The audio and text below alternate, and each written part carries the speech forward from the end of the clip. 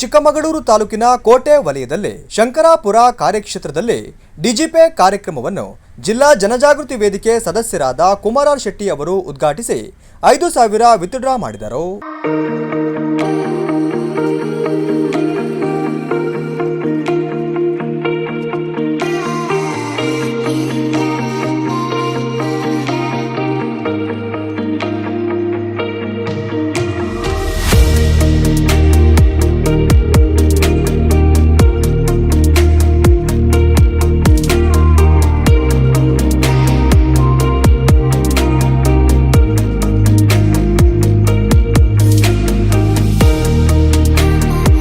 ಇದೊಂದು ಉತ್ತಮವಾದ ಸೇವೆಯಾಗಿದ್ದು ಪ್ರತಿಯೊಬ್ಬರೂ ಇದರ ಸದುಪಯೋಗ ಪಡೆದುಕೊಳ್ಳಿ ಎಂದು ಜಿಲ್ಲಾ ಜನಜಾಗೃತಿ ವೇದಿಕೆ ಸದಸ್ಯರಾದ ಕುಮಾರ್ ಶೆಟ್ಟಿ ಅವರು ತಿಳಿಸಿದರು.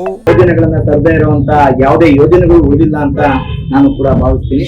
ಏಕೆಂದ್ರೆ ಜನಗಳಿಗೆ ಕಷ್ಟಕರ ಆಗಬಾರ್ದು. ಯಾವುದೇ ರೀತಿ ನಮ್ಮ ಈ ನಾಡಿನಲ್ಲಿ ವಾಸ ಮಾಡ್ತಿರುವಂತಹ ಪ್ರತಿಯೊಬ್ಬ ಕಟ್ಟಕಡೆಯ ಮನುಷ್ಯರಿಗೂ ಕೂಡ ಉಪಯುಕ್ತವಾದ ಕೆಲಸ ಕಾರ್ಯಗಳಾಗಬೇಕು, ಅವರಿಗೆ ಉಪಯುಕ್ತವಾದ ಮಾರ್ಗದರ್ಶನಗಳು ಸಿಗಬೇಕು, ಎಲ್ಲಾ ರೀತಿಯ ಸೌಲಭ್ಯಗಳು ಒದಗಿಸ್ಕೊಡ್ಬೇಕು ಅಂತ ಹೇಳಿ ಅವರು ಪ್ರತಿನಿತ್ಯ ಒಂದಲ್ಲ ಒಂದು ಯೋಜನೆಗಳನ್ನ ಶ್ರೀ ಕ್ಷೇತ್ರ ಧರ್ಮಸ್ಥಳ ಗ್ರಾಮಾಭಿವೃದ್ಧಿ ಯೋಜನೆ ಅಡಿಯಲ್ಲಿ ತರ್ತಾ ಇದ್ದಾರೆ.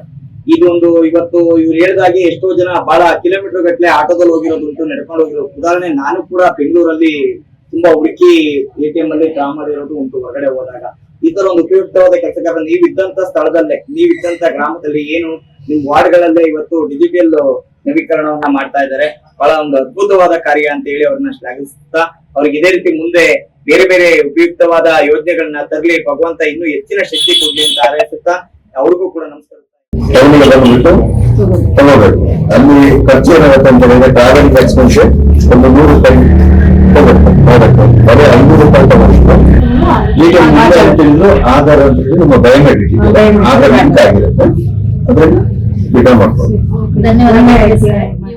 ಈ ಸಂದರ್ಭದಲ್ಲಿ ಜಿಲ್ಲಾ ಪ್ರಬಂಧಕರಾದ ರಿತೇಶ್, ತಾಲೂಕು ಪ್ರಬಂಧಕರಾದ ನವೀನ್, ಆಂತರಿಕ ಲೆಕ್ಕ ಪರಿಶೋಧಕರಾದ ಹರೀಶ್, ಮೇಲ್ವಿಚಾರಕರಾದ ರೂಪಾ, ಒಕ್ಕೂಟ ಅಧ್ಯಕ್ಷರಾದ ಹಮೀನ್, ಸೇವಾ ಪ್ರತಿನಿಧಿ ಉಪಸ್ಥಿತರಿದ್ದರು.